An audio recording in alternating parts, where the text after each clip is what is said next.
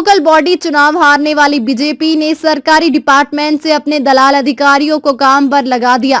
Form डराना धमकाना वापस लो। पूर्व एमएलए जसपाल सिंह पड़ियार ने कहा, अगर आप में दम है तो आके आओ और बिना डरे चुनाव लड़ो और जीतो, किसी को धमकाओ मत। आप सौने जय माताजी।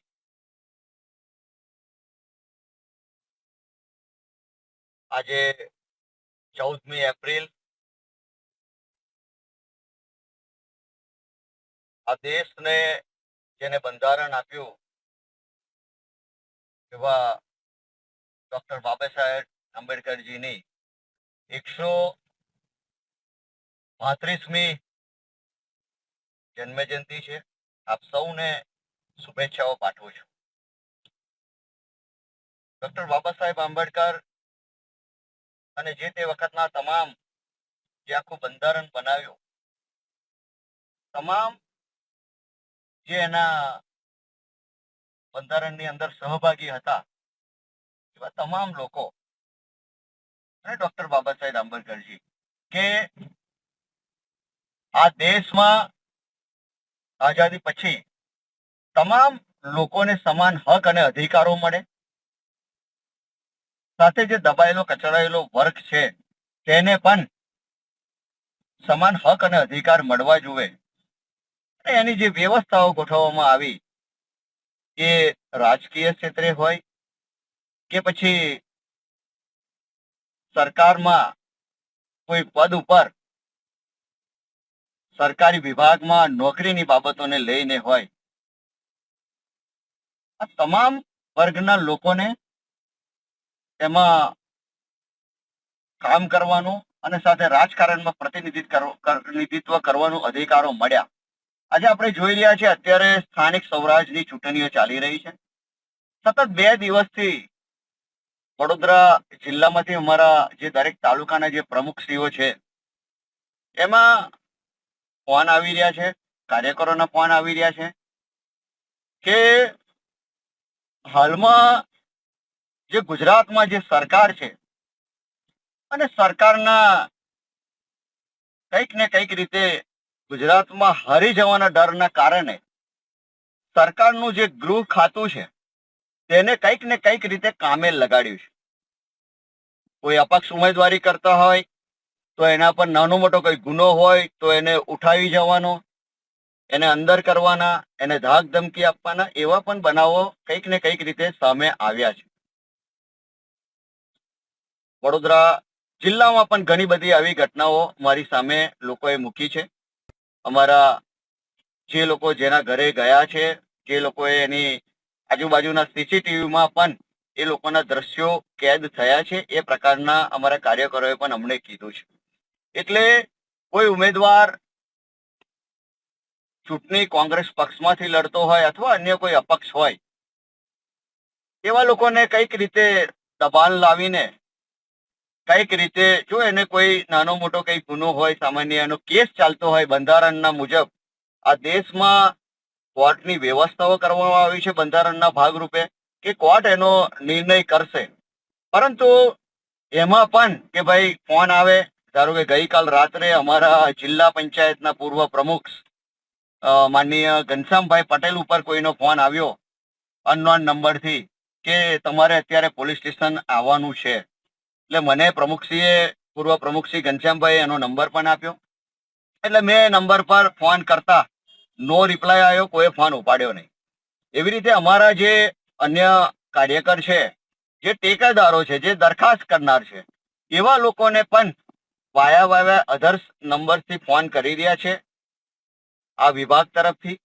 એટલે કંઈક ને કંઈક રીતે મને એમ લાગે છે કે ડરી ગયેલી આ સતત 32 વર્ષથી શાસનમાં રહેલી આ ડરી ગયેલી આ સરકાર, લોકોનો જે પ્રકારનો જુવાળ છે, લોકોનો જે પ્રકારનો આક્રોશ છે, જે પ્રકારનો અસંતોષ છે, એ જોતા એમને ડર લાગી રહ્યો છે કે આ વખતે ચૂંટણીમાં જીતાય એવી પરિસ્થિતિ લાગતી નથી।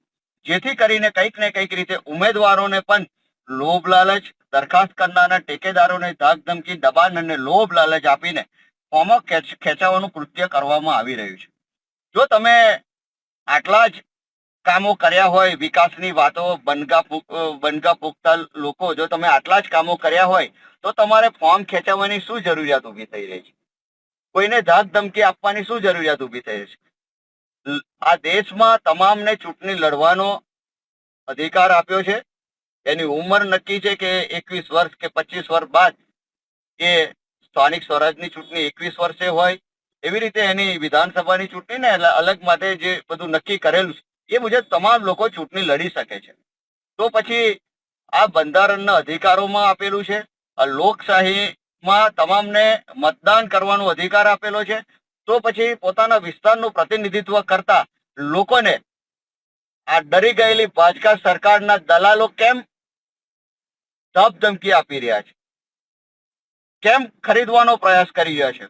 જો તમે આટલા જ કામો કર્યા હોય તો ઈમાનદારીથી ચૂંટણીના મેદાનમાં આવી જાઓ, આ લોકશાહીના પર્વના મેદાનમાં આવી જાઓ, જ્યાં જનતા ફેસલો કરવાની છે. એ જનતાના ફેસલાને, ચુકાદાને જેમ કોંગ્રેસ પાર્ટીના તમામ લોકો શિરોમાન્ય માને છે, એમ તમારામાં એવી હિંમત નથી કે જનતાના ફેસલાને શિરોમાન્ય માની શકે? જનતાને જે હક અધિકાર મળેલા છે પોતાના મતથી પોતાના ઉમેદવારને ચૂનો, એની સામે પણ એની સાથે કેમ આવો ભેદભાવ કરીને એને ધાક ધમકી આપવામાં આવી રહી છે? મારે ખાસ આ રાજ્યના પોલીસ વડાને અને ગૃહમંત્રીશ્રીને કહેવું છે કે આ પ્રકારની જે પરિસ્થિતિ ચાલી રહી છે, જો આવી રીતે અમારા કોઈ ઉમેદવારને હવે પછી ખોટી રીતે કોઈ વિભાગ દ્વારા દબાવવાનો અથવા તો કોઈ અન્ય નંબરો દ્વારા ફોન કરીને પોતાના નંબરોનો યુઝ નહીં કરીને અન્ય દ્વારા વાયા જે પ્રકારના ધાક ધમકી અને લોભ લાલચ આપવાનો પ્રયત્ન કરવા લેવામાં આવ્યો છે, એને કોઈ સંજોગોમાં સાખી લેવામાં નહીં આવે. અને આ બાબતે રાજ્ય સ્તરે જે અત્યારે ચાલી રહ્યું છે, અમે પ્રમુખશ્રીનું પણ ધ્યાન દોર્યું છે. અમારે ગત રોજ વાઘોડિયામાં પણ અમારા પ્રમુખશ્રી રાત્રે એક ફરિયાદ આપવા ગયા કે અમારા ઉમેદવારને મળતો નથી, આ લોકો કંઈક ને કંઈક રીતે લઈ ગયા છે, એ પ્રકારની ફરિયાદ આપવા ગયા. સતત રાત્રે 11 વાગ્યા સુધી બેસી રહ્યા, પોલીસ સ્ટેશને પોલીસે ફરિયાદ નહીં લીધી, એ બાબતની ઘટના પણ સામે આવી છે. એટલે આ તમામ બાબતે અમારા પ્રભારીશ્રીએ પણ ચૂંટણી કમિશનને ફરિયાદ પણ કરી છે. તો આવું કોઈ પણ જગ્યાએ હોય તો ચોક્કસપણે તમે લોકો જાગૃત નાગરિકો છે, ચૂંટણી કમિશનરને આ બાબતે જાણ કરવામાં આવે. અને આ લોકશાહીનું પર્વ છે, તો મારે ભારતીય જનતા પાર્ટીને પણ અપીલ છે કે આ લોકશાહીના પર્વમાં સાચી રીતે ચૂંટણી સામસામે લડી લેવાની આવે. જનતાનો જે પણ ફેસલો આવે એ તમારા પક્ષમાં આવે કે અમારા પક્ષમાં આવે, એ ફેસલો હંમેશા શિરોમાન્ય જ હોય છે. એટલે ઈમાનદારીથી ચૂંટણી લડી લેવાની આવે. અને એમાં જો ડર લાગતો હોય, હારી જવાનો ડર લાગતો હોય, એવા જે લોકો છે કે જેને તમે અલગ અલગ વિભાગોની અધિકારીઓની મદદ લઈને જે દબાવવાનો અને ધમકાવવાનો પ્રયાસ કરી દેવામાં આવ્યા છે, એમાં કોઈ પણ સંજોગોમાં પાર્ટી આ બાબતે ચલાવી લેવામાં નહીં આવે. અને સખતમાં સખત કાર્યવાહી પણ સરકારને આ બાબતે અમે ધ્યાન દોર્યું છે અને ચૂંટણી કમિશનને પણ મેલ કર્યો છે કે આવા લોકો તત્વો સામે ચોક્કસપણે ફરિયાદ કરીને આવા જે અધિકારી જેને આ દેશના બંધારણના ભાગરૂપે આ અધિકારીઓને નોકરી મળી છે, તો આ નોકરી આ સરકારના, આ દેશની પ્રજાની, જનતાના ટેક્સના પૈસાથી આપ લોકોને પગાર મળે છે, નહીં કે કમલમ કાર્યાલયમાંથી આપ બધાને પગાર મળે છે. તો કમસે કમ જે પોતાનું એક ઈમાનદારીથી જે ધ્યેય સાથે તમે લોકો આ સરકારી નોકરીમાં જોડાયા હતા, પ્રજાનું રક્ષણ માટે, પ્રજાનું હિત જળવાય, પ્રજાના હક અને અધિકારોનું રક્ષણ થાય, એ શપથ જે તમે લોકોએ લીધી હતી, એ શપથને યાદ કરજો કે આપણે જ્યારે નોકરીએ લાગ્યા ત્યારે આપણે સંવિધાનની સોગંદ ખાધી છે, આપણે આ બંધારણના હકોનું રક્ષણ થાય એની સોગંદ ખાધી છે. તો અત્યારે અમુક જે લોકો છે એ લોકો શું કરવા નીકળી પડ્યા છે, એ આ જે કાર્યકરોને અને લોકોને દબાવવાનો જે પ્રયાસ કરી રહ્યા છે, એ સાચા અર્થમાં તમે પોતે વિચારજો કે આજે અત્યારે શું કરી રહ્યા છે. તમે જે શપથ લીધી હતી એને પણ યાદ કરજો. એટલે હવે અમારે ત્યાં કોઈ પણ જગ્યાએ, અમારા વડોદરા જિલ્લામાં અમારા 8 તાલુકા હોય, 4 નગરપાલિકાની ચૂંટણીમાં કોઈ પણ પ્રકારના અમારા ઉમેદવારોને અથવા તો ઠેકેદાર દરખાસ્ત કરનારને હેરાન અથવા પરેશાન કરવાનો પ્રયત્ન કરવામાં આવ્યો કોઈ વિભાગ દ્વારા તો એમાં કોઈ પણ કાળે બક્ષી લેવામાં નહીં આવે અને ચોક્કસપણે એવા લોકો સામે કાર્યવાહી કરવામાં આવશે. આપ સૌને જય માતાજી, જય હિન્દ, ભારત માતા કી જય.